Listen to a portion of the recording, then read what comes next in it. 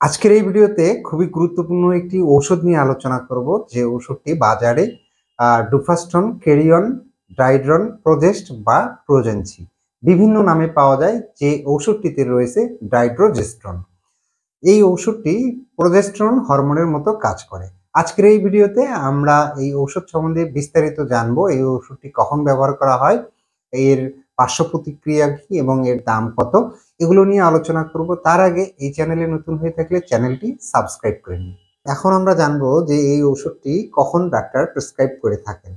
আচ্ছা, যাদের অনিয়মিত মাসিক বা মাসিকের সমস্যা, তাদের মাসিক ঠিক রাখার জন্য এই ওষুধটি চিকিৎসক দিয়ে থাকেন।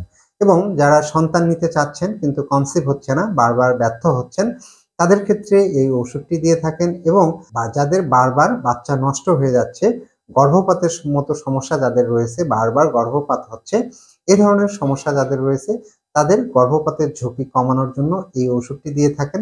যেহেতু এটি শরীরে প্রোজেস্টেরন হরমোনের ঘাটতি পূরণ করে, সেই প্রোজেস্টেরন হরমোনের ঘাটতি পূরণ হওয়ার ফলে গর্ভ ঠিকঠাকভাবে বসে, যার ফলে গর্ভপাতের ঝুঁকি অনেক কমে যায়। এবং যাদের হরমোনের সমস্যা থাকে তাদেরও কিন্তু এই ওষুধটি দেওয়া থাকে। তাহলে যাদের অনিয়মিত মাসিক, যারা সন্তান নিতে চাচ্ছেন, ব্যর্থ হচ্ছেন, যাদের গর্ভপাতের মতো সমস্যা রয়েছে, হরমোনের সমস্যা রয়েছে, তাদের জন্য চিকিৎসক এই ওষুধটি দিয়ে থাকেন। নিজে নিজে কখনোই এই ওষুধটি শুরু বা বাদ দেওয়া যাবে না। অবশ্যই চিকিৎসকের পরামর্শ অনুযায়ী শুরু করতে হবে এবং চিকিৎসকের পরামর্শ অনুযায়ী বাদ দিতে হবে। এখন এই ওষুধটি কিভাবে খাবেন, কত মিলিগ্রাম দিনে কতবার খাবেন বা কতদিন খাবেন, সেটা নির্ভর করবে রোগীর উপরে। কোন ধরনের রোগী, তার কি সমস্যা, এবং সেটা নির্ধারণ করবে আপনার চিকিৎসক। এই ওষুধের খুব বেশি সাইড ইফেক্ট বা পার্শ্ব প্রতিক্রিয়া নেই। সাধারণত সামান্য মাথা ব্যথা বা বমি বমি ভাব বা বমি হতে পারে এবং মাসিকের সময়টা পরিবর্তন হতে পারে। এতটুকুই সমস্যা। কোনো ওষুধই চিকিৎসকের পরামর্শ ছাড়া শুরু করা বা বাদ দেওয়া উচিত নয়।